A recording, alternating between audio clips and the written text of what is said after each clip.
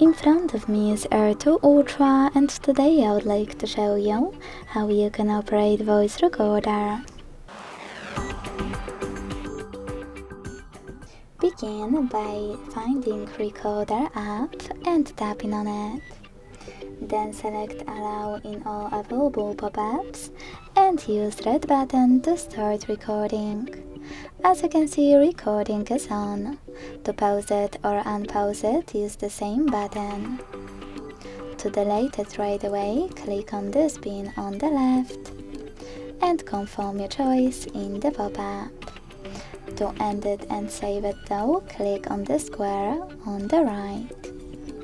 Name your recording and hit OK. To access all settings of your recorder, use this gear on the left when recorder is off and manage them.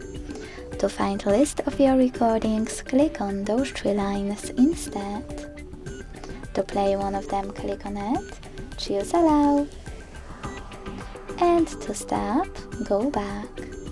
If you want to, you can also hold it and manage all of those available options. Thanks so much for watching. If you enjoyed this video, leave a like, comment and subscribe. Bye!